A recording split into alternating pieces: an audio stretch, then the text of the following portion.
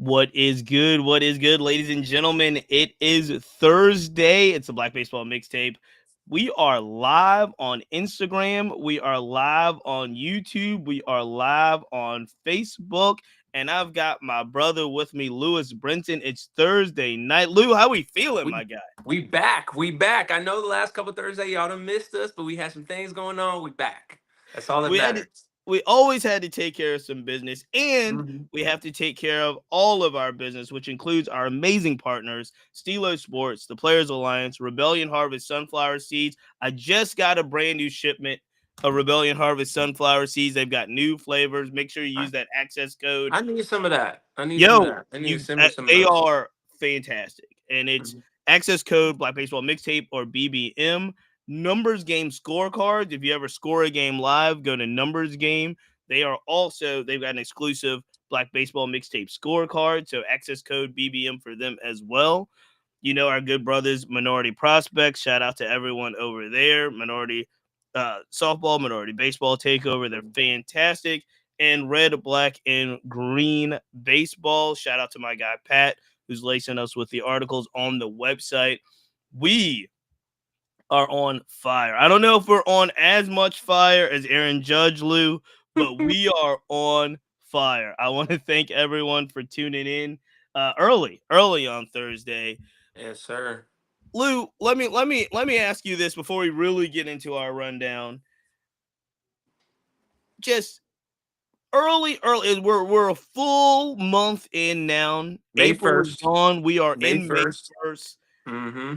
When you just look at everything that's taken place over kind of the month of April, from the slow starts from teams like the Braves and the Orioles to torpedo bats to Lord knows what's happening in crowds and Netflix documentaries of Red Sox, when you're taking it all in, Yeah. has this been a exciting early baseball season? Has it been one that you're just kind of working your way into? How fired up are you about the 2025 season? I think it's been exciting. A lot of walk-offs, a lot of surprises, a lot of guys getting off to really, really hot historical starts. Honestly, but I think it's been very exciting. Obviously, a lot of off the field issues, a lot of things that guys have put out there about themselves, and people just being people at the end of the day. But yeah, I'm excited. I can't wait. It's a month in and we're already talking about historic starts. And just having a good time watching baseball. I think every night I look forward to watching a game, or if it's a marquee game, or a couple guys are going head to head, a Paul Skeens or a Kyle Tucker going head to head. Like, you want to see that type of stuff. So it's very exciting. I can't wait for the rest of the year. I have definitely watched more baseball this year at every level. I'm talking Yeah. about affiliate ball, college baseball, college These catches softball. are insane. Can we talk about it? What'd you Jesus. say? These catches are Yeah. like Oh, in college and in minor league baseball are insane right now. the defenses have been It's absolutely crazy. amazing. Speaking of which, I know you've seen the Dalton Varsho catch. The fall down, backhand, get up. Now, there's been articles already. It's been less than 24 hours. They've Yeah. been articles written already ranking it one of the top catches of all time. I don't think, here's the thing. This is where I'm coming in on this. I don't necessarily think it was the best catch of the night. Did you see Tyrone Taylor's catch of the night? I mean, listen, I posted about it on my story. I know Tyrone Taylor's he's an amazing outfitter. He's a great outfitter, gets great jumps, great routes to the ball, but he had to have literally the perfect jump. Even though I think it was like a 45% chance catch probability on that catch, which is a little insane to me. But he was on the other side of the bag, playing. Who was hitting Lourdes Gurriel, playing him Yep. oppo. He's an inside out kind of guy. He uses a big part of the field. Playing opposite side of the bag, had to get the perfect jump, take the perfect route, and still went full Superman to Full catch that Superman. ball on the warning track. And the Yes. left fielder was nowhere in sight. No. and he and he made that. That was an unbelievable catch. But Dalton Varshaw's the reason why it's such an incredible catch is just Okay, because. break this down for us really quick. Yeah. This is complete impromptu, but tell us why it's such a great catch. One, we're gonna start at the start. So he hits the fly ball to center field. You're going back. You got to take your eye off the ball just to run to a spot as an outfielder, as a center fielder. Anyway, you're told a ball hit over your head. Just put your head down. You got to get comfortable putting your head down, taking your eye off the ball, and getting to a spot where you think the ball is going to land. He did that. Did that perfectly. Dalton Varsho is one of the best outfielders statistically in the league. Yeah, amazing. He did that. He did that. He got to the spot. He fell down. So what after that? Falling down and dealing with that mental, oh my God, I just fell down. I got to still catch this ball.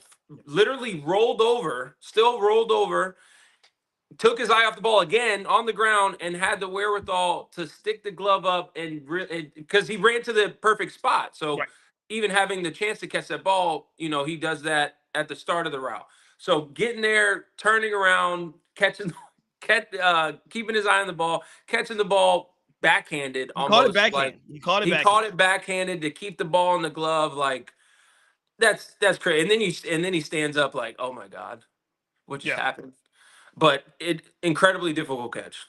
It could have been routine. Should have been routine especially for a guy like him because he did get back to the spot. But so that's my catch. question for you. Like, so there's throughout the pantheon of great center fielders and great catches, right? Right. I think there's some catches. Like, for example, there's a guy for the Angels named Jim Edmonds. Jim Edmonds made some of the most amazing catches I've ever seen.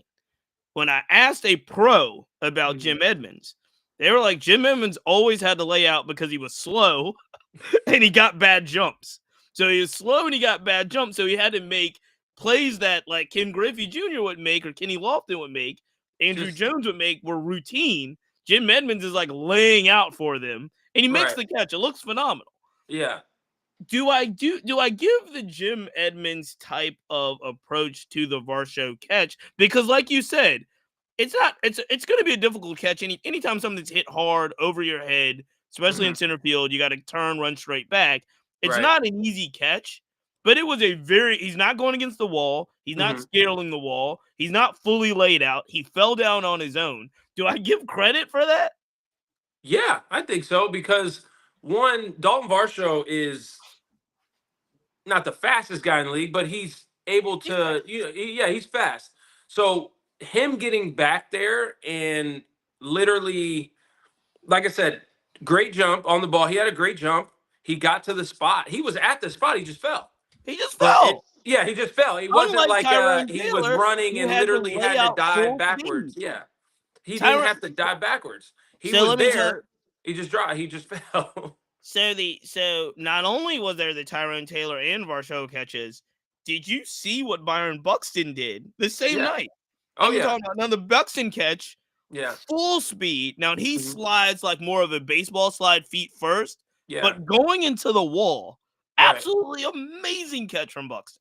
Crazy catch from Buxton. But I think him playing center and I think he has the conscious wherewithal to know he needs to stay on the field. Buxton plays with his hair on fire. With his hair on fire, he does. Yeah, he's trying to prevent injury, but knowing you're still able to make this catch. And another guy I want to bring up that would do that a lot is not die head first. You can tell as an outfielder, you could see the wall at the corner of your eye. You never want to dive head first. Once you get to a warning track, you don't know literally how close you are when you're diving head first because you're trying to focus on the ball. You can't really worry about the fence. So him sliding feet first. I'd rather you slide feet first against the wall, get your cleats against the wall, than diving head first, possibly breaking your neck like Dane Myers almost did. Another amazing catch at Citi Field. That's what I was gonna say. So that Dane Myers catch may be earlier this year, may be my catch of the season so far. So we talked about Derek Hill the night before or the day before. Was Dane Myers did the full like going back? Yeah, he like the wall. He like scorpioned himself against the fence. Yeah, so I'm going. So there's a couple catches. Again, we'll clip this up later, but the Varsho catch, we got to figure out which one is better: the Varsho catch, the Tyrone Taylor catch, the Byron Buxton catch, the Dane Myers catch, or the brother in college. Did you see the college? Yes. That's what I'm saying. These college and high school or college and minor league catches are insane. What team was that? I want to say, was it I'm Oklahoma? I'm It not sure wasn't what team Oklahoma. that was, but It was, he's but it was, Spider-Man it that kid. was. I mean, we're gonna, so we'll figure it out.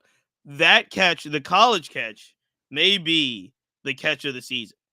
He's It may be that gets the Black Baseball Mixtape, whatever equivalent to the SBs is. If you're making all the he, categories, we've yeah, got to put the Varsho catch in there, the Dane Myers catch in there. I'm putting the Tyrone Taylor catch in there and the college catch for at least the month of April, and we'll have to have somebody voted out. because I'm sure somebody's gonna have Who do you vote more for? Do you insane vote for the catch. Varsho catch or the college kid? Probably college kid. The college kid catch was amazing. And, I and mean, look, Bartos was an incredible catch just to be able to focus, keep the focus on the ball. But that he went full Spider-Man, full superhero and let to me catch that get ball. what I'm going to do while we're doing this, because I don't want to even disrespect that catch was so good that Yeah, I'm not going to just disrespect it by saying the college kid and the catch. I'm going to find the young man's name because that catch was absolutely phenomenal. Um, with that said, we got a lot to get to, Lou. We got yeah. a lot to. We're already off. We're already off script. This is what we do, though. We have fun. We have fun with it. You You know what I mean? you had mentioned there was a lot of things that are happening off the field. I want to start with an off the field incident that took place between All-Star Red Sox All-Star Jarren Duran and a Mm. fan. It's actually really poignant that we bring it up today because we just heard earlier today that Yeah, Tyrese Halliburton's dad from the NBA and the Indiana Pacers has now got basically suspended for the rest of the playoffs, home and away. He can't go to good. in games because he confronted Giannis Good. after the game. Hmm. So it's a little bit different in baseball. There's Right. always a spirit of fans, especially heckling outfielders. You know, it almost feels. You told me you played in a major league stadium. It almost feels like a cage, right? Because there's Yeah. fans behind you, there's fans to the left, there's fans to the right, and you're Right. supposed to be catching fly balls.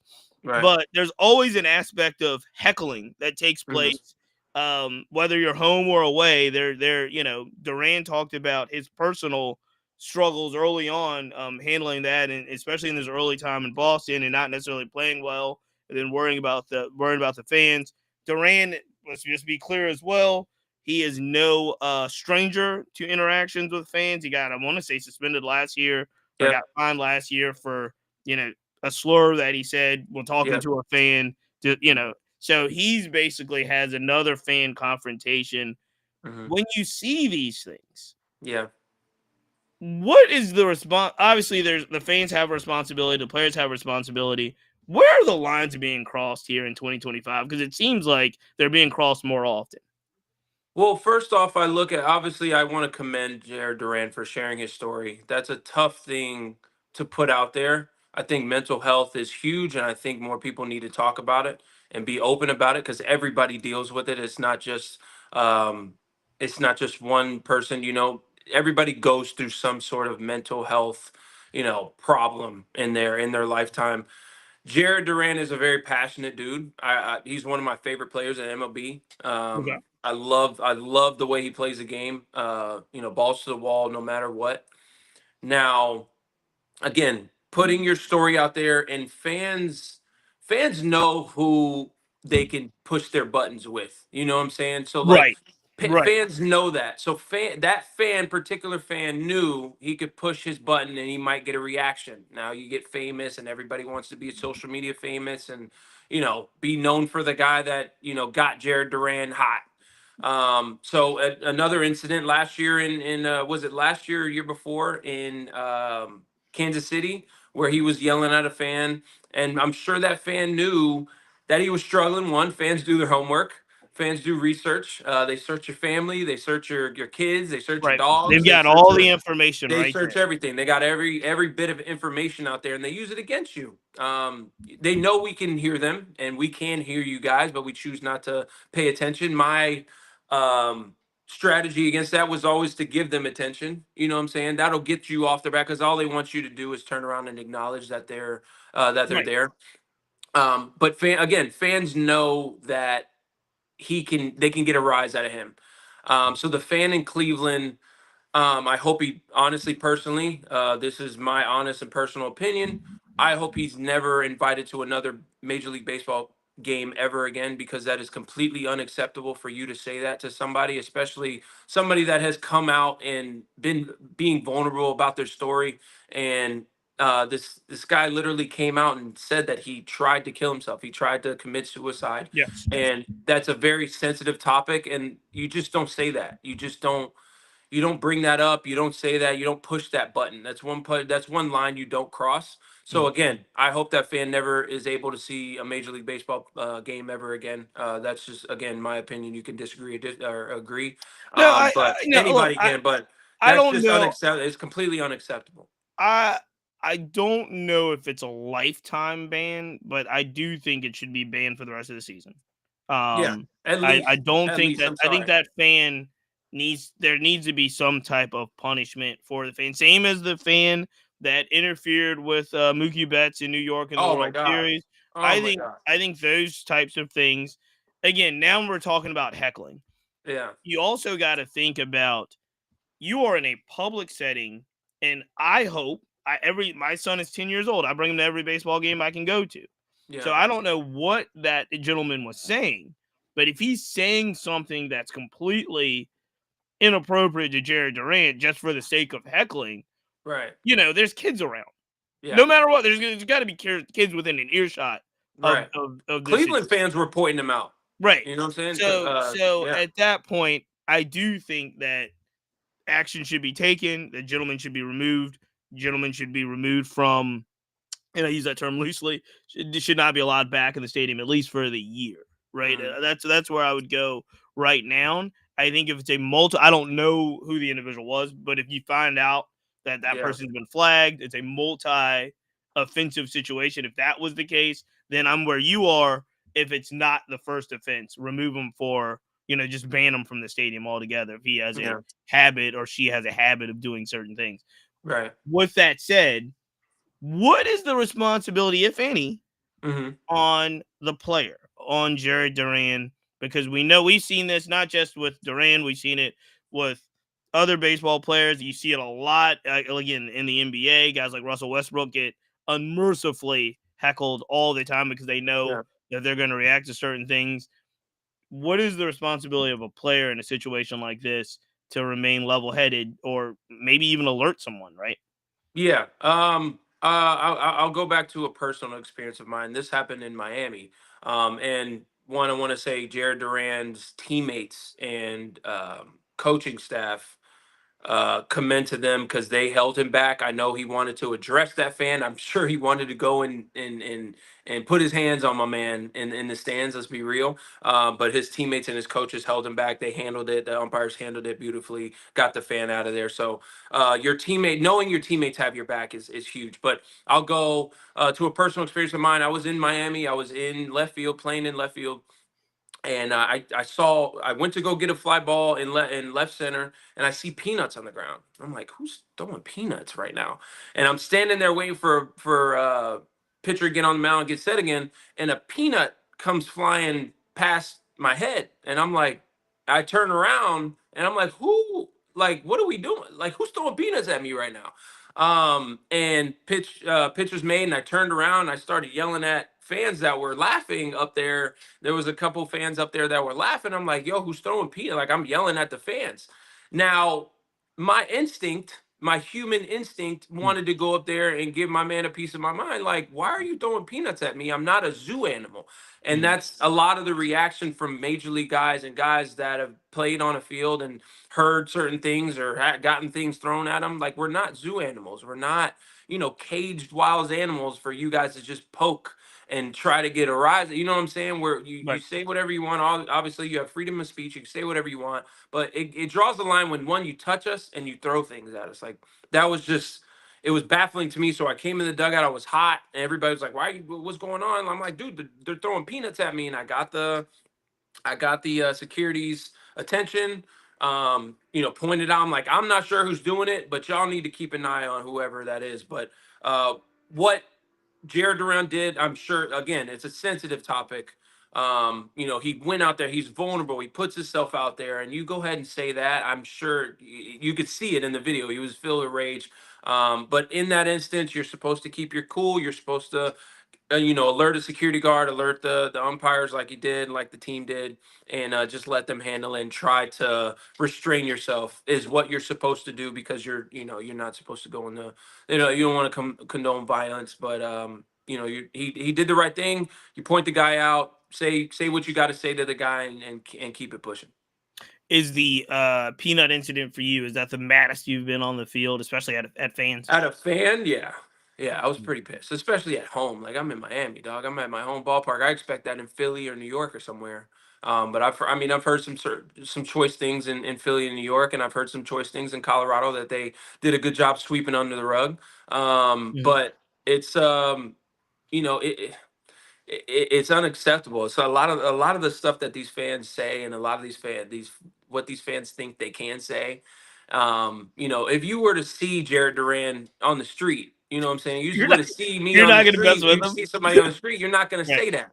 right. Again, another incident with Max Muncy, getting on the bus, somebody's yelling all kinds of nonsense at him, and he just stared at him. And I'm sure the security followed him up, make sure he didn't get off the bus. But that it's just they want you to engage. They want you a rise out of you. They want to get you to engage and possibly hit them so they can sue you. They know we're making a bunch of money, so possibly sue them and get famous, which is diabolical and stupid in my opinion. But you just have to restrain yourself. You got to remember, this guy paid to see me. I've yelled that at fans too. I'm like, bro, you paid to see me, man. You're sitting there paying. You're paying my paycheck. You're paying to see me. Just sit there and just relax, and then just keep it pushing. But it's tough sometimes, man. Isn't it Your human side comes out, and you wanna do some things, but you got to restrain yourself.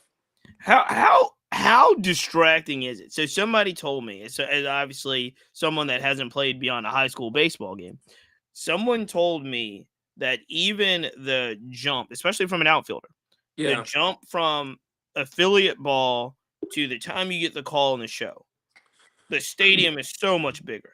The Right. lights are so much brighter. If you're playing the night game early on and you're not used to it, it's so different. Yeah. Now you add on some minor league stadiums now they have the whole kind of wraparound carousel, but Mhm. most don't. So Yeah. most affiliate ball stadiums, you still got a fence and kind of yard back there, right? Mhm. Right.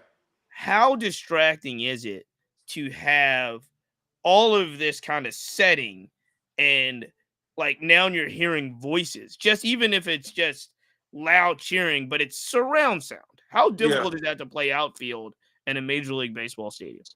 I mean, you got to factor in wind. You got to factor in, the walls. Sometimes the walls at a different angle. So, like, Sure. you're already worried Some about all stadiums have that the stuff. hill, like, you know You what I got mean, a or hill. Fenway's Yeah. got different situation, you know what I mean? Exactly. In Fenway, you got a big green monster. It kind of Yeah. sneaks up on you, but yeah. I mean, it is another aspect. That's why they say in the major leagues, you add that fourth deck or that fifth deck, and it adds a show aspect to it. That's why they tell you not to do too much or not to stadium. You feel like you're playing literally on a stage. Mm, And then Wrigley Field, the fans are right on top of you. They're hollering stuff at you. Those older ballparks, like, the fans are brutal. They're right on top of you. They're trying to get your attention. They're trying to throw you off your game. They're trying to yell your stats at you, trying to throw you off and kind of get on your head in that aspect. But honestly, it wasn't difficult. If you let it in, it could be very difficult, because then you're right, scared to go out there and do your right, job, because you're worried about what Joe Schmo in left field is gonna yell at you about your stat. You know your stats. You know what you're doing. You don't need him to remind you, one, and you don't need that in your brain. That guy's never played in a big league state. That guy's right, never played big league baseball. So that's what I put in my head, especially like later on, kind of in my big league career. I'm like, dude, this guy don't even know what it even feels like to touch this grass. So, like, why am I going to give him attention? That's why I would play with fans. Like, Lewis, you suck. I'm like, thanks, man. That's a good one. They're like, oh my God, he paid attention right. to me. They So, give like, you more that's credit, that's all right? they want. That's all Yeah, they yeah, want. yeah. If they're yelling at you, Lewis, Lewis, and you're not paying attention, they're taking that as, oh, we're getting in his head. He can Right, hear us. He could definitely hear us. But if you acknowledge them, and if they say something disrespectful, it's like, yo, chill, like, relax, bro. But, like, it's usually, Lewis, you suck. Lewis, you can't hit. Lewis, I'm better. My sister hits better than, like, it's stupid stuff like that usually. And then if you hear the vulgar, if you hear the, inappropriate comment, you just kind of let that go by the wayside. And if it gets too much, then you tell somebody, you tell a security guard, get that guy out of here, man. He just, I mean, whatever they said, like the fan said to LeBron's kid. yeah. They gotta go. They gotta go. You're not just about to say whatever you want, especially to that caliber, and stay here and watch the game, especially courtside. Yeah, So so, I mean, it's as hard as you make it, honestly. I really think the funnest games that players play in, no matter at any level, it could be Little League, the funnest Hmm. games that they play in are the games where they're the most intense. Like For everybody's sure. involved, everyone's locked in. I Hmm. just always wonder because again, that stage that you guys are on, say if it's a playoff game or if it's it's just every pitch is intensity super high. If Yeah. there's some Yahoo out there crossing the line, like I always wonder if does that like take away from like you just got to block it out because the It's game part is of it. so intense anyway. But it's Hmm. like, man, that part I think would ruin it as a fan. Somebody that's completely like annoying and I've sat next to folks that are annoying and heckling and so forth, and it ruins the fan experience for the most For part. sure. For So sure. because you're Because like you're you're worried about what embarrassed, this guy's saying instead of yeah, watching the game. you're Yeah. embarrassed. You don't want them to look over at you thinking you said it, and you're just like, Mhm. "Jeez." So interesting though. Great perspective on that, Lou. Yeah. Let's turn the page and just talk briefly about another kind of interaction thing. And we've talked about this a little bit in the group chat, but I wanted to get your opinion on it, and I wanted to have you give some of your game for Mhm. folks that are listening that may have a child or may even be in the certain situation. This is what happened earlier, probably about a week ago now, with the Atlanta Braves. Mhm. Um, the funny part is the person at hand, Kellenick, has got designated to the minors, so now Yep. he's in AAA. Mhm. He's not up anymore. But it was a situation where Kellenick hits a fly ball. He thinks it's gone. It's not gone. He doesn't really run it out. And Braves manager at the time, Brian Snickner, just kind of throws up his hand. It's kind of a weird comment post game. Was kind of like when he was asked about it, he was like, "What am I going to do?" So Mhm. then Ronald Acuna, obviously the biggest Brave superstar on the team, who's also hurt right now, Yeah. goes to social media, goes to I believe it's Twitter, and basically says, "Had that been me, I would have got sat down." Mhm. History has proven Ronald Acuna was in a very similar situation when he was a young player with the Braves in his career, and he got sat down. He got taken out of the game and got a Right. pretty stern talking to. We both talked about this and we talked around it a little bit. And I do think that a lot of this circumstance with Kellenic and Acuna commenting has much more to do with Acuna and the way that the Braves handled a very young, I want to say 19, 20-year-old Ronald Acuna, who Mhm. they perceived as being brash and arrogant with a lot of star potential, Right. and then how they feel like with I believe it's Jared Kellenic, right? Yeah. I think that Acuna was going to get the microscope. A lot of young players that may come from an island, an island country, Mhm. or the Dominican, or I'm in my mind, I'm thinking Jazz in the Bahamas as well, with a lot of star potential, are going to instantly get when they first come up a lot of resistance to kind of who they are and their character is and so forth. So I will say this, and I'll let you go.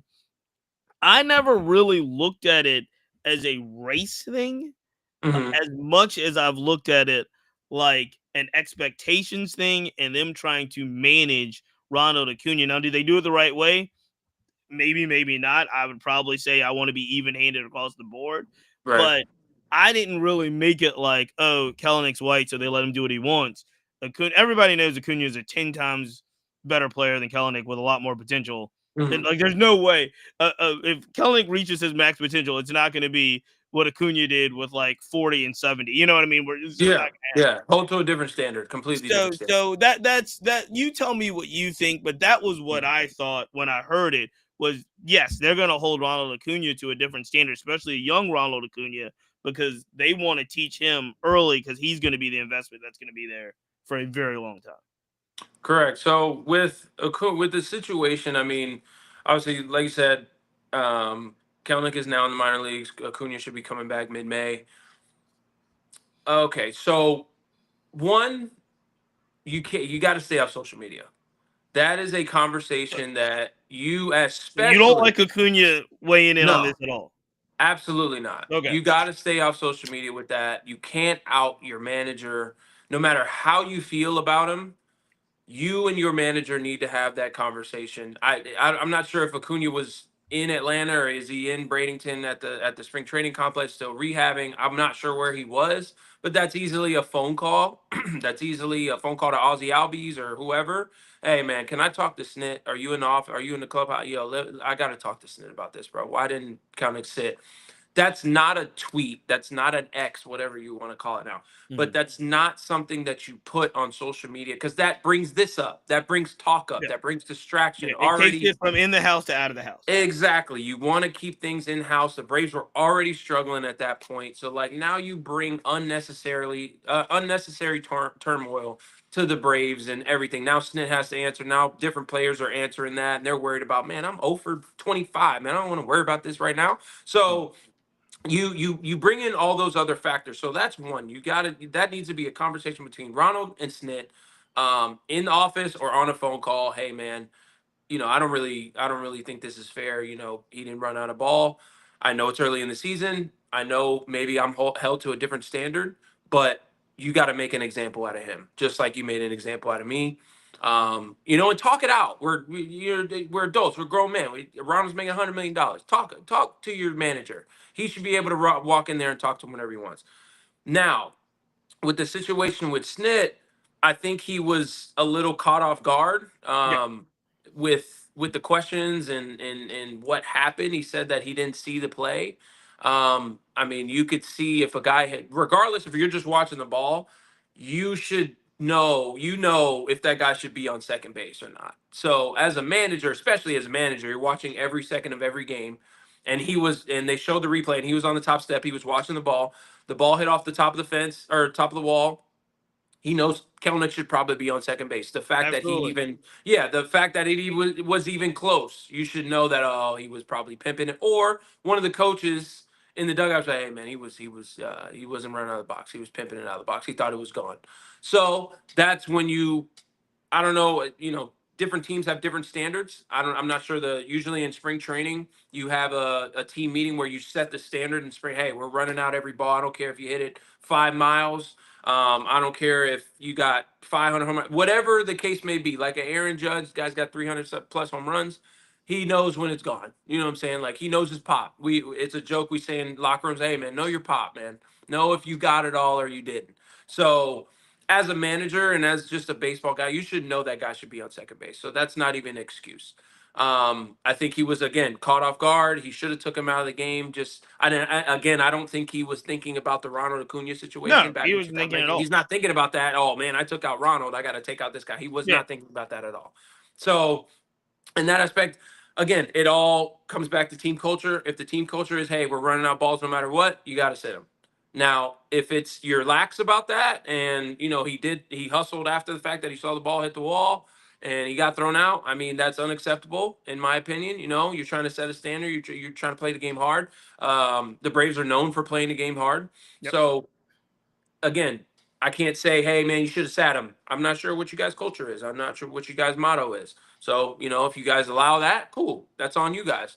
But yeah, I think he was just a little caught off guard, and I think it was just a little weird how he answered that. But again, just caught off guard a little bit. Yeah, no, a couple things come to mind when you mention that. One of the things is when Acuna and even Ozzy comes up, there's a Mm-hmm. different standard of veteran in Atlanta, right? Freddie 100%. Freeman's there, and Mm-hmm. Freddie Freeman was like, "Yeah, no, I was hard on Acuna. Like For sure. You see the potential, they man. kind You of want to hold had, that kid to a different standard. yeah, For sure. they had some back and forth. A lot of the vets were hard on Acuna.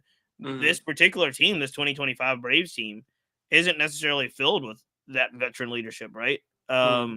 It's just different personnel, which Yeah. could lead to, like you're saying, different standard. With that said, I do think the standard should come from the top, Yeah. come from the manager at least, and then the vets on the team, right? Mm-hmm. So they've got to set the tone. Again, different vets when Acuna was coming up than there are now, but I do think what Mike Thomas say the standard should be the standard, and so they should kind of have a standard practice. Now and again, I'm with you. I think the manager was caught off guard. He wasn't even thinking about, a 21, 22-year-old Ronald Acuna, what happened years ago, even Right. though Acuna remembers clearly. That's For the sure. whole different topic, but Acuna remembers clearly. Yeah. Um, but yeah, I think that I do think you have to have a better answer if you're the manager. Is like what can I do? Like you got a better answer than that. Yeah, And for I sure. also do think that hopefully, not only does this, bring a conversation just for clarification between Acuna and the club, but it also should, like you were saying, add a level of responsibility for what to expect from the vets and the leaders of the clubhouse. Now and Hmm. again, Kalanick's already in the minors, so he's not the problem here. He was just kind of a subject matter. Yeah. Yeah. But the Braves have been struggling. They've actually gotten red hot of late. I think they're 8-2 in their last 10 games. They Hmm. are they are now they're playing the Rockies and they're playing some other teams that are Rockies are historically bad, but you get the wins under your belt. Don't look down. And you were talking about that NL East, and now it is the Mets, the Phillies, and right there the Braves in third place. Yeah. So I have a lot more confidence in a team like the Braves when they get fully healthy. They get coming back. If they can keep it close in the East, which is going to be hard because I do think the Mets and the Phillies are going to run away. They're just too good. Yeah. They're They're just good baseball yeah. clubs. Yeah. If they can Um, stay healthy, yeah, for sure. but I have more confidence in the Braves than say I do my O's in the AL East right now. So I have confidence that the Braves have the ability to put it together and still be competitive. And so guys like Chris Sale, guys like who are the veteran guys now? It's hard for me to think of a guy like Michael Harris as a vet. Well, no, I mean it's Chris Sale, like you said. You got Riley at third, Olson at first. I Yep. mean those guys have Yeah. 5+, 6+ years in the league Yep. now. Both of them are paid, so those guys are the core guys. Ozzy Albies. I'm sure he holds. I think he's like little big brother, or well big brother, but I think he holds especially Acuna to a different standard. I think he reminds him like, hey man, you're one of the best players in the game. Yep. You need to play like you need to act like it. So I think he holds him to a different standard. And like I said, that infield with Riley Olson and Albies there, Murphy too. I think Murphy's 30. Murphy's yeah, 30. he seems like a veteran guy that would hold everybody to a certain standard. But definitely Chris Sale is probably the most tenure, or Jesse Chavez. Is he most? Does he have the most service time? Yeah, I'm looking right now. I mean, Ozzy's 28. Um, Michael Harris is 24. So Ozzy's 28. Like I said, Sean Murphy's 30. Again, you got to look at who the vets are going to be on this team. Matt Olson's 31, Yeah, right? Matt Olson's. We're Um, we're the same age. We came up playing together, so Austin Riley playing against each other. Austin Riley's 28. I'll That tell you the who pitching you staff is pretty young, besides Sale. You know what I'm saying? I'll tell So you who you may not be getting look overall leadership from, but he's playing really well right now. Our homie Alex Verdugo is back in the bigs. love Doogie's that. playing well. Love that. Love that. Need a 28 years old. He's change of playing scenery. well. Yeah. Change of scenery. I love that for Doobie, man. Give him a chance This to is a guy play that I playing believe, day. as of opening day, wasn't signed. No, he wasn't. No, he wasn't. He just signed. Right, If we could say just maybe like 2 weeks ago, just signed, right. or 3 weeks ago when the minors did his thing. I'm sure he was keeping ready wherever he was. But get a chance. He's a big leaguer, man. He belongs in the big leagues. He's I know he absolutely a had an big off year leaguer. last year, but he belongs in the big leagues. He can He help didn't a have big an team. off year where he wouldn't have got signed though. That was my thing. All of Right. the contracts are getting so there's a part of me and you'll be able to speak to this probably more so than I do, but there's a part of me that like we know who Alex Verdugo is. We know the type of player he is. We also know that Alex Verdugo is going to come with some flash, especially when he was in Boston. Look, Mhm. the Yankees did tamper down a little bit of the Verdugo like personality. Yeah. But is that something that clubs look at? Like I never heard anything bad about Alex Verdugo in regards to being a tough, a difficult clubhouse guy or anything like that. But I Hmm. do know that he was super flashy, bunch of chains, grills, you know what I mean, showing his Hmm. personality. Do you think any of that attributed to him not being signed by opening day? I don't think so. I really don't think so. I I think it so was more. Go ahead. I just find it hard pressed looking Yeah. at all the transactions that I saw in the offseason. Now, maybe there was I have a number, I'm a pro that held them off, but all those Mhm. minor league deals that they were handing out to players that are not Alex Verdugo level. Yeah. And he could have said no to a couple teams. We're not Right. sure. You know what I'm saying? He could have had a couple offers and said no. I'm not. We're not in his camp, so we Right. have no idea. But yeah, I don't think he obviously had a down year last year with the Yankees, but does get on base. I mean, like I said, he's gotten off to a hot start, and I think honestly, the personality being maybe suppressed, maybe a little bit Mm. in with the Yankees organization. Now, I don't think they completely told him to, I think they limited him to one chain or two chains, but maybe he could. Maybe he felt like he couldn't fully be himself in a Yankee uniform. I know in Boston they embraced him. They loved him. They loved the different colored gloves. They loved the personality. He could wear as many chains as he wanted. He could wear grills whenever he wanted. Like that's his personality. That's who he is. You Right. play better when you're able to be yourself. So maybe again, I wasn't in the Yankees locker room. I'm not sure, how they handled that and how they might have told him to maybe calm that down a little bit. I don't really think he's that much outspoken. Again, I You know what I I'm hadn't saying? heard I much. don't. I He hadn't doesn't heard say much anything outside crazy. of his Yeah. personality. I haven't heard much. Now, I've said for years, Mhm. me and he's been the subject of many conversation in our group chat for years when like we see Alex Verdugo do something like ridiculous. But Mhm. I remember in Boston they played, I don't know if it was 2 years ago or 3 years ago, where they played opening day in Camden Yards. And I just remember having full conversations about like the number of chains Verdugo was wearing and like how many, like I think he might have buttoned one button that day on the jersey. We're like, what's happening here? It's insane. I mean, It whatever, was dude. insane. He His looked personality ridiculous. is still He playing looked hard. absolutely ridiculous. But to each his own, like I said, Yeah. and I actually do think he's a good player, and I think he's helping out the Braves a lot, who are indeed picking it up, man. Don't Yeah, sleep on man. the Braves right now. No, and they need a little spark plug, a little They do. yeah, They do. especially at the top of the order right now, until Acuna Yep. comes back. So we'll see what happens to Verdugo when Acuna comes back. You do need a lefty bat off the bench. They did sign Eddie Rosario, so we'll see how that plays out. But I mean, he's career 273 hitter, 329 on base percentage. I mean, Yep. he's a good player, good MLB player, good big He is. leaguer. He's a So pro. There are a for ton of sure, folks that are, like I said, we talk about this all the time. There are tons of folks that are not in Major League Baseball right now that are complete pros. Like yeah. they might be playing in affiliate, they might be playing in indie ball, they may not be Mhm. playing at all, but they're Yeah. absolute pros and could easily fit on a team if they had the right fit. So, For sure. I mean Yeah, that again, like you said, the right fit. You got to yeah, have the right fit. that's the key. Yeah. Speaking of, let's transition a little bit. Speaking of the right fit, um, there's no other way to say this. Like what Aaron Judge is doing right now is just completely insane. Now, I talk about this on the podcast quite a bit. Hmm. I don't know where Aaron Judge would be in terms of just overall popularity and fanfare if it wasn't for a guy named Shohei Ohtani. But now, if you start to really paste together what Aaron Judge has done over the last 4 or 5 years in a Yeah. historical context, it's absolutely insane. When It's you look insane. at what he's done, even in 2025, as we stop right now, he's leading in almost every American League statistical category, Hmm. including average, which nobody even cares about anymore. Slugging, home runs, RBIs, like Aaron Judge is at the top of all these lists. He is playing completely out of his mind right now.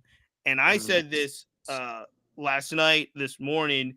He's approaching to me like almost like a mythical Barry Bonds level, where I don't care if he's leading off the game 0-0, 0-0 with no count, like no count. Just put him on base. Just walk him Just because he's walking. gonna hit the ball either over the fence. Aaron Judge got a triple this year. It's insane. Um, and so I don't know how to say any further than this, but when you have a player, Lou, that's just that locked in, and Aaron Judge is definitely that locked in, I wonder, are we even able to appreciate what he's doing in real time? I think so. I think so. I think for the fact that one, again, like you said, he's the number one offensive player in the game right now. Um, his baseball savant page is a lot of red. See a lot of red. 100 percentile and exit velo, barrel percentage, expected batting average. Like he is tops in everything. And like Aaron Booth said, he's just playing a different game. Like he's in a Mhm. different him and Otani. Like last year, Otani. We were saying Otani is just in a different stratosphere, and that's what he is. He's not even having the best month of his career. He didn't even have the best month of his career, which is insane because Mhm. he just hit 427. Um, I'll say that again. He hit 427 the first month of the year, but I think we're not. I think we're giving him. I think everybody gives him enough love, and I think we're appreciating him enough. He just keeps getting better though, and he just keeps exceeding his numbers. And like you said, he's getting to a point where it's like this guy. We're putting him in the same conversation as Barry Bonds. You know Yep. what I'm saying? And Ted Williams and Babe Ruth, like these numbers and what he's doing right now is actually like incredible. And again, he just keeps leveling up. He keeps impressing people. He keeps just outdoing himself. And I mean, he's on his way right now. I know it's very, very early, but he's on his way right now to win another MVP. Like it's without a question at this point, Yeah. and unless Yeah. like Like he just has a absolutely. He's the dramatic best player in fall the off. game right now. Yeah, 100%. Best right-handed hitter arguably right now. I mean, over the last 9 years, you look at it, best right-handed hitter to ever touch a baseball field. Mm. Arguably, Mm. he's going absolutely insane right now. Ooh. That's a good question. We'll have to. That makes me think of a different question. We're not going to play that game today. I know it was a fan favorite last week, but we won't play it right now because we have to get before we get out of here. We have to get your top 5 players Oh, playing the here we game go. right now. So these, ladies and gentlemen, I told Lou about this before we went on the air today. These are position players only. So we'll do pictures at another time.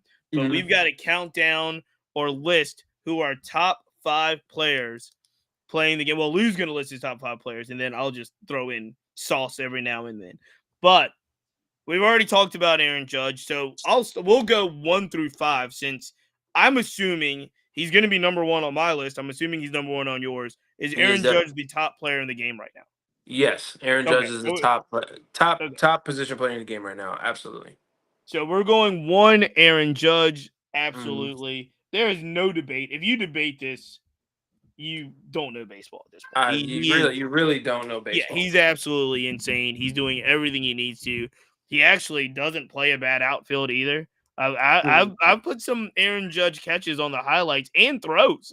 He threw out I can't remember who it was going to third base, just gunned him from right field. I So don't know why people run on Aaron Judge. Aaron Judge has yeah, probably one of the best arms of the game. and Like he I don't made it know. look so easy too. So Yeah. so I mean, again, basically very little holes, if anything, Right. when you're talking about a baseball player. Aaron Judge is number one. Lou Brinson, who do you Yeah. have as your not Aaron Judge number 2 player in the game right now? Oh, by I'm the gonna way, go. let me just say really quick, this is not like the best players, active players that can play in 2025. This Yeah. is right now, May 1st, Hmm. not on the injured list, who's actively playing, who is the top 5 players right now. I want to clarify that because Right. everybody will say, well, what about this guy? And what about that guy? If they're playing right now, this is who we're talking about. One, this is my list, so just That does yeah, doesn't just stop. deal with That it. stops no one. That stops Yeah, no one, Lou. just deal No, with it. everybody's gonna have an opinion. If you have comments, just comment them. But this is my list. But yeah. So number two for me is still Shohei Ohtani. Sorry. I know he's not having a down year, but he's gonna eventually pitch again. Still top of the league in barrel percentage, still top of the league in expected slug, bat speed, everything. Like he's still in a sense dominating. Not maybe at the level that he was quite last year, but Okay. Shohei Ohtani. I mean, I got to put Shohei Ohtani as at top of the list. And if Aaron Judge wasn't going absolutely crazy, he'd probably be number one. So I have a hard time. Mhm. I have a hard time putting Shohei at number 1 right now. I mean number 2. Aaron Judge Okay. is number 1. I have a hard time putting Shohei Ohtani on the actively He's not on top. top 5 for you? Huh? Actively, he's not top 5 for you? Let me look. Hold on. Am I missing something? Let me just see if I'm missing something. Because right now, is Shohei even the best player on his team? Is he better than No, Teoscar? Teoscar Hernandez is the Yeah, I best was gonna player say, on is he that team. better than Teoscar right now? And he's absolutely not. He's absolutely not better than Teoscar right now. And then I just can't have a list without show. When we're talking but about best again, players in the game, I just can't do it. I understand what you're saying. I Yeah, want to reiterate. I want to clarify the rules. right. This I isn't a know. draft. This isn't who we want to have at the end of the season. This is who's playing the best right now. Right. He's Okay. not even the best player on his team right now. I'm still going. So Shohei you're though. going okay. No. Yeah. So right now, Shohei probably is not on my list in my time. Shohei right now is batting. I mean, 287 with 287 it. with 7 home runs. He's still very, very good. Right. But no. Okay. So that's not my number 2. So how do we do this? Because again, I do have a number 2, but I know your number 2. My number 2 is going to be in your top 5. I know that. So should I just hold off and wait till you finish? Yeah. Okay. Yeah. We'll do Because that, I and know your then number 2 is good. So all right. So one, we'll do this. You got 1-1. Aaron yeah, Judge is both our ones. You yeah. have 2 Shohei right now, and he is not on my list. You Okay. go for your number 3. Bobby Witt. I got Bobby Bobby Witt on Witt my. is your number 3. Bobby Witt is my number 3. He He probably just he's got a and it's a toss 21 up, or honestly. 22 game hitting streak right now. 22 game hitting streak right Yeah. now. First in Uh, Major League Baseball this year to get 20 over 20. Yep. Yep. And I mean, it looks like he's on pace for 30 bags again, 30 home runs. Yes. I mean, yeah. So Bobby Witt is my number 2 or my number Number 3, I'm 3. sorry. Yeah, my number 3, I'm sorry. Just a complete payer. Makes that lineup go round. Franchise. They put the franchise tag on him in KC. One of the best shortstop, if not the best shortstop in the game right now. So Bobby Witt, Bobby Witt my number Jr. 3. slash line 322, 400, 496. He's Mm-hmm. got 3 home runs, 15 RBIs, good RBI number. 12 doubles. Obviously, he's a hitting machine, and he plays a very, very good shortstop as well. 9 Doubles stolen machine. bases. I'm not mad at Bobby Witt. He is not right now, and he is not my number 3, but I'm not mad at him. Okay. Number 4. Fernando Tatis. Mr. Fernando Fernando Tatis is Tatis. your number 4. El Nino. El Nino is absolutely on a tear. Yes. On an absolute tear. Fernando Tatis is bidding for an MVP very early. I mean, Pete Alonso is going absolutely nuts in New York right now, but he's just an athletic specimen in right field. Has one of the best arms in the game, if not the best arm in the game in right field. Can get to just about anything. That adjustment that he's made, just going to a toe tap, I really like that for him. Limited movement, quieted it up. He's able to shoot the ball the other way with ease if he needs to. With 2 strikes, he's able to shoot that hole in right field when they're playing in pool side. It looks like he's just able to manipulate the ball wherever he wants to right now. So yeah, This is everything you said. I completely agree with. Fernando Tatis Jr., that slash line is 345, 409, 602. He has got 8 home runs, 18 RBIs, 7 stolen bases, I believe, on top of all that. He is absolutely playing completely out of his mind, and that's why, Lewis Brinson, he is my number 2. Oh, okay. So Okay. I had Judge 1. I have Tatis at 2. You Okay. have Shohei Witt ahead of Tatis. I think you're a madman because Tatis, I'm taking him over anyone not named Aaron Judge right now. Yeah. Okay. Number 5. Let's round this thing out, my guy. I mean, you could go a lot of different ways, Go any way but you want. Kyle Tucker.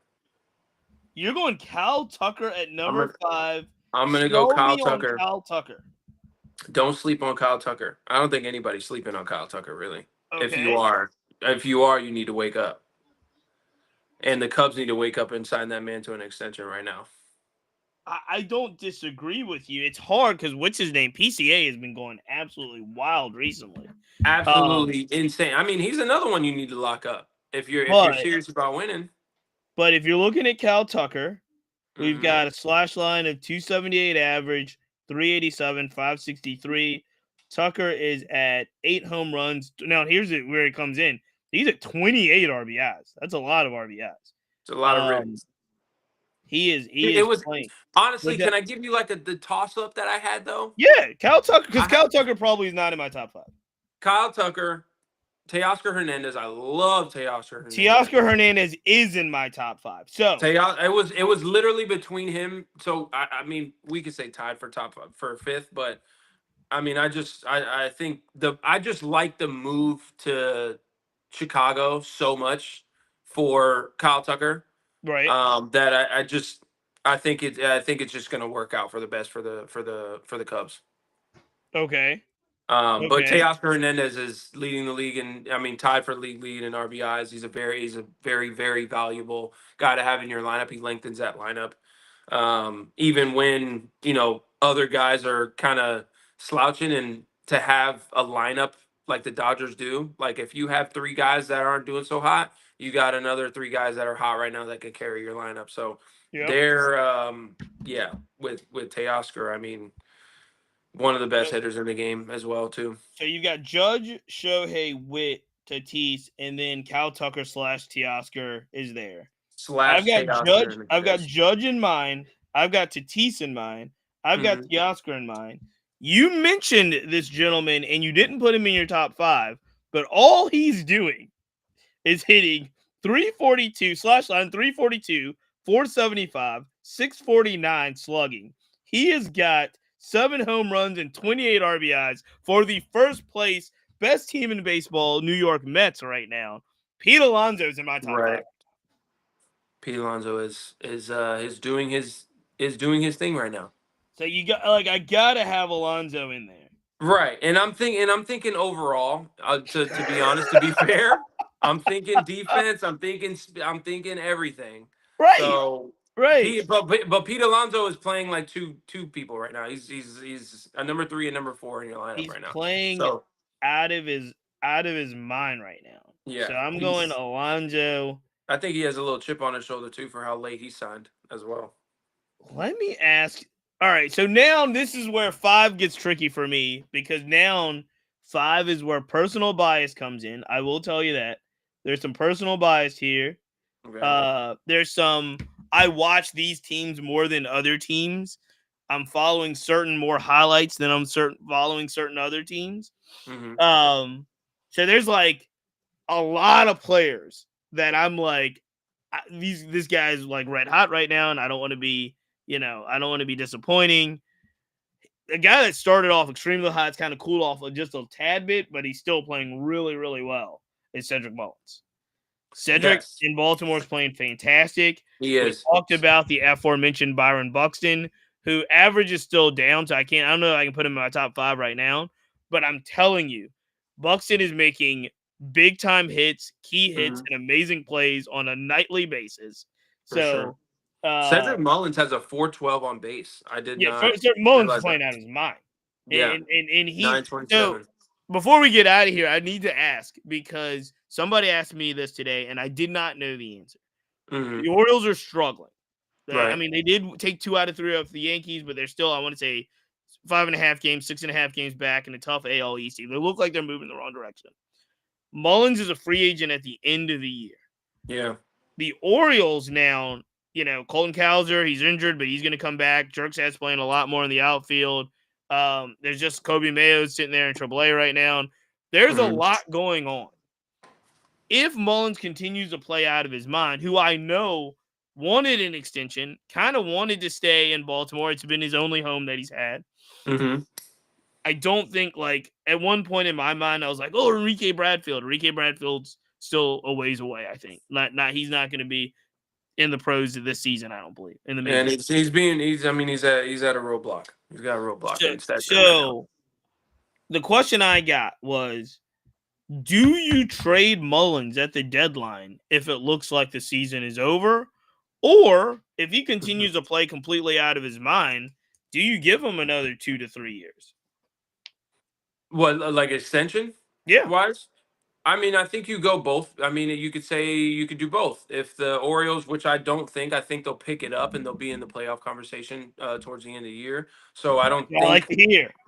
I don't think just that their roster's too good, and you just gotta. I feel like you got prospects. So like, if your offense is still chugging along and doing what, because Gunnar Henderson's gonna get going, Ali Rutschman's gonna get going for sure. They're all really bad. Shout out to Paul Himbo.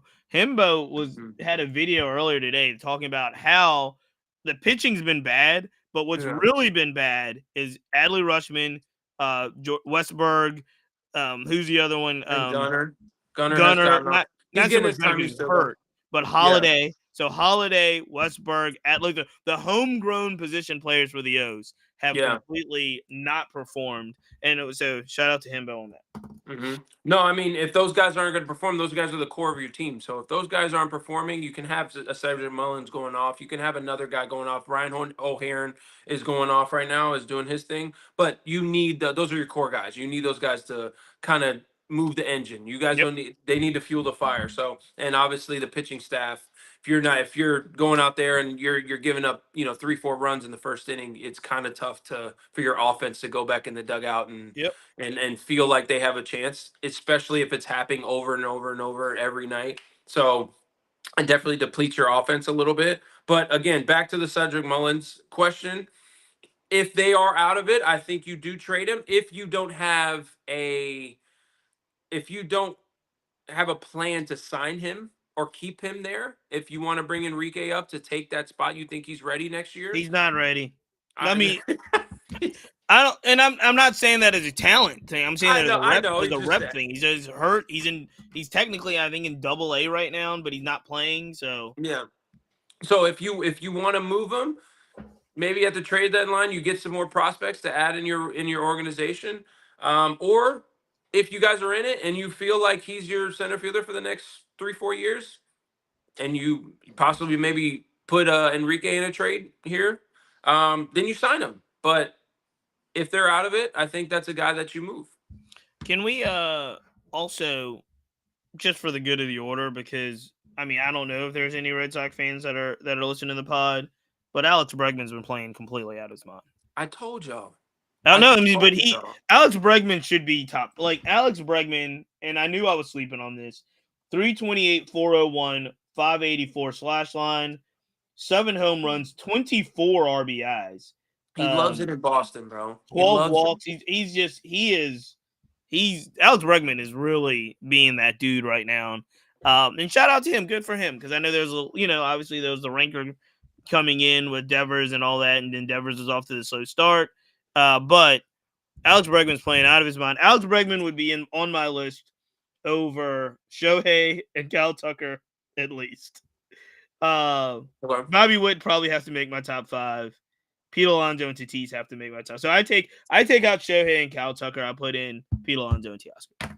But Alex Bregman's Bregman. playing. Did you say you said Teoscar was already in your Teoscar's in. So I'm taking Judge. Mine would be yours. Take out Shohei. Right. Oh, okay. I got Take you. out Cal Tucker. So then that leaves Judge, Witt, Tatis. Tatis is my 2. Pete Alonso comes in. Teoscar comes in. But all of us are crazy because Bregman's on the outside looking in. I mean, I told y'all, Bregman was going to thrive there. He loves it there. He had like a 330 or 340 career average at Fenway. They love him already, even though when he was with the Astros, they hated him. Right. But he loves it there. He's going to continue to do that. So for us, on the outside looking in, Bregman's probably the leading guy there. Mullins is on the outside looking in right now, and he's playing great. Buxton's on the outside looking in. He's playing great. Corbin Carroll's on the outside looking in, but I'm about to say Corbin Carroll. He's just starting to pick it up. I was in between Corbin Carroll. That was another 5th guy. Like PCA, Pete Crow Armstrong is playing really well. So he's on the outside looking in. Everybody's gonna laugh at me. All these lefties, man. No, everybody's gonna laugh at me. There's another lefty in there because if you actually look at the stats, and he doesn't play every day, but Trent Grisham has been amazing. Oh yeah. Trent Trent Grisham is Grisham playing. has been amazing. Trent Grisham is playing like, hey man, y'all need to put me in here every day, cuz y'all need to put me in every day. 292 with a 370 on base, 8 homers. Yep. Wow. All right, so I know. Here's 1,000 the thing. OPS. Before we get out of here, I know this one's gonna be. I think I know the answer to this. Maybe it's not as hard as I think it would be, but we did the top 5 playing right now. I'm just gonna give you 3 names, and you pick who you would take right now. Right now, Okay. Christian Campbell, James Wood, Cam Smith. Who do you take? James Wood. Yeah, I think we take Wood. James Wood. He can get on base. He's just polished, bro. He looks like he's been playing in the league for 7-8 years already. Like he knows the strike zone. Christian Campbell's having a great start to his career, and Cam Smith, I think, is gonna, the more reps he gets. I think he was maybe rushed a little bit. The more reps he gets, he'll be fine, and he's gonna feed off that crowd.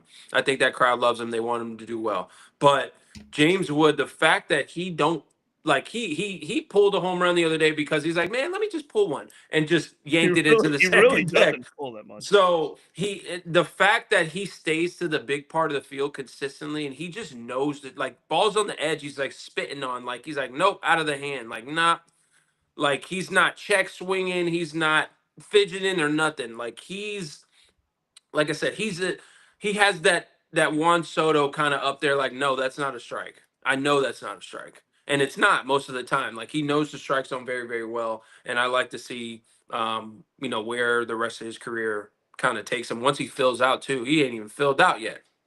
That's the So thing. it's gonna be That's the scary thing. when he fills out, He's man. still very young, and he's just got a lot of growing in the game to do, Yeah. and that's why. I mean, he's probably on the top of my list for the guys that we're like 5 years down the line. If you're keeping him, if you're drafting him down and keeping him for 5 years, he's Hmm. probably at the top of my list right now. I mean, that's the guy. I mean, Um, if he has a crazy year this year, you talk about him. All these young guys getting this money. You talk about him. Yeah, you Nationals gotta. try to, I you think, gotta lock him up. DC should. Who knows what's happening right now? But look. Shout out to his team and Amber Sabathia and all these guys over at CAA. But I think they'll figure out a way. I think no. No? I don't. Does Amber have James? I don't think so. Never mind. Take that back. Not Hunter Green, I know that. Yeah, Hunter Green and Lawrence Ball. They've already locked those guys up. But whoever's got James, scratch that. Whoever's got James, they're probably in talks right now as we Yeah, speak. we have to. Because he is that dude is phenomenal. All right, Lewis Brunson, this has been fun as always. Thursday night, we've got a lot more baseball to watch. We got to Oh, I talk can't about wait. pitchers. We got a lot of things to talk about as we go through the season. Always appreciate you, my brother. Any last words before we get out of here? No, I'm glad we're back, man. Like I said, We're we back. stepped away. We stepped away for a little bit. Like I said, we had some things we had to handle, but we are We are. back. Baseball season in full swing, May 1st. We're Baseball starting season to warm full. up. Excuses are out the window. Starting to warm up, guys. You It's not you cold no got to more. get it done, Gotta ladies and get done. gentlemen. As always, we got to thank our partners: Steeler Sports, the Players Alliance, Rebellion Harvest Sunflower Seeds, Number of Game Scorecards, Minority Prospects, Red, Black, and Green Baseball. Make sure you check out and support all of our sponsors. If you like what you're listening to, make sure you subscribe to the podcast. Give it a rating, give it a like. Subscribe to the Black Baseball Mixtape on Instagram.